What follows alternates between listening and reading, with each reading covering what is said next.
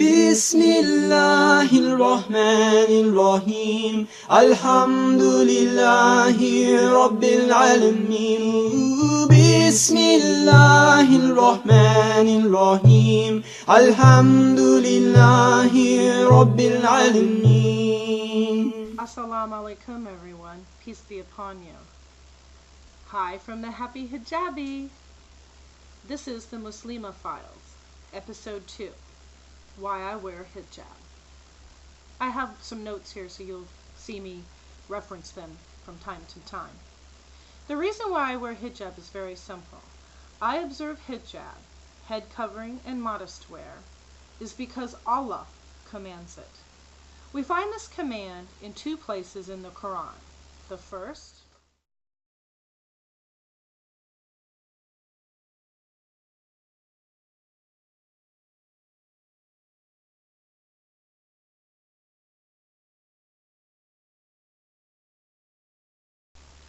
these verses tell us that female Islamic dress is not just limited to covering the head, but also covering our bosoms, as this is attractive to men, and of lowering our gaze, as well as walking in such a manner as to not draw attention to ourselves. Please note that the order to lower one's gaze was given first to men. The second place we find Allah's command for female hijab is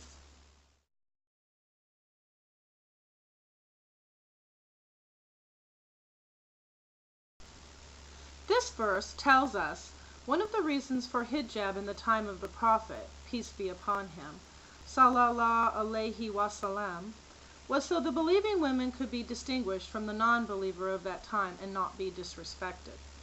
The Quran was revealed for all times, and though circumstances change, human nature does not.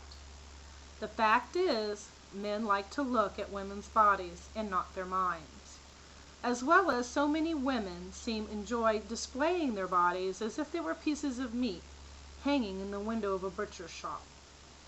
In today's TV and magazine ads, TV shows, and how mothers dress their little girls and allow their teenage girls to dress, illustrate this point. I personally find it much more oppressive to have a woman's body exploited for commercial use in advertising than to have one's body covered as an Islamic dress code. A Muslim woman today who covers her head and dresses modestly is making a statement about her identity and religious commitment. Anyone who sees her knows she is a Muslim. She does not want to be treated like a sex object, but rather be treated on the basis of her intelligence and abilities. How liberating! A Muslim woman who covers is concealing her sexuality, which is for her husband's eyes only, but at the same time allows her femininity to be brought out. Hijab is far from boring.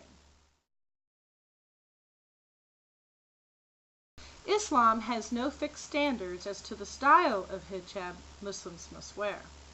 However, there are some requirements that must be met.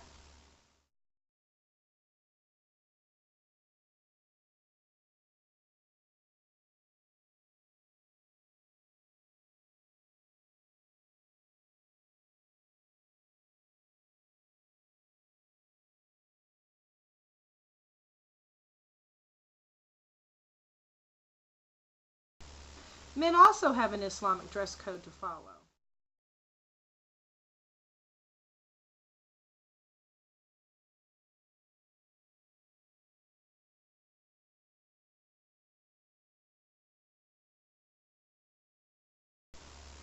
Is Islam the only religion that has doctrine for believers' dress code? No. Jewish and Christian tradition and doctrine also outline the dress code for believers. In Christianity, Deuteronomy 22 verse 5 states, "A woman must not wear men's clothing, nor a man wear woman's clothing, for the Lord your God detests anyone who does this." Deuteronomy 22 verse 11 through 12. "Do not wear clothes of wool and linen woven together. Make tassels on the four corners of the cloak you wear. It was the custom of Jewish women to go out in public with a head covering, sometimes even covering the whole face, except one eye.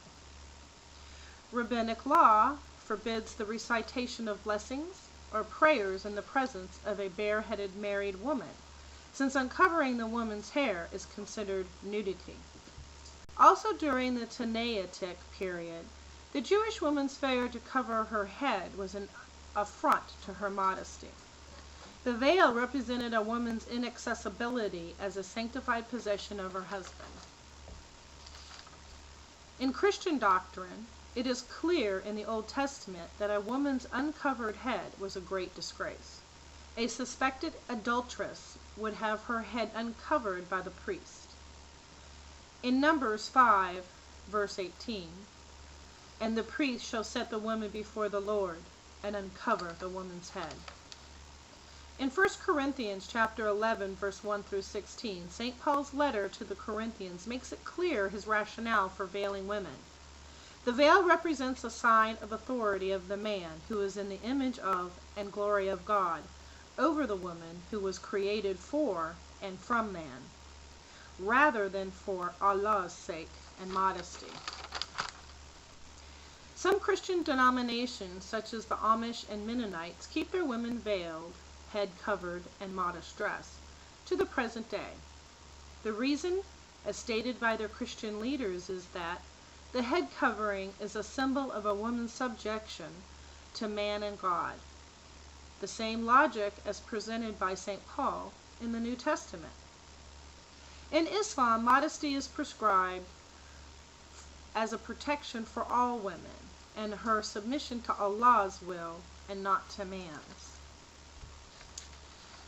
Now to answer some questions I have received from people when I'm out in public. Do you get hot? Well, honestly, sometimes I do get hot and even sweat a little, but looser fitting clothing is actually cooler. I also wear a lot of cotton, which is a fabric that breathes well. Are you a nun? No, but when I was a little girl and Catholic, my mother thought I would grow up to be one because of my sunny disposition and personality. Does hijab get in your way when you drive, cook, or work? No, it doesn't get in my way when I drive or work. I wear appropriate hijabs that are not long or flowing when I'm at work. I wear the Almira type hijab, or one like I'm wearing today, which is called a Moroccan hijab. And when I'm at home alone with my husband and immediate family, I'm not required to wear hijab, so there is no problem with performing my daily activities. Do you feel oppressed wearing hijab? No, absolutely not. I feel liberated, respected, and free.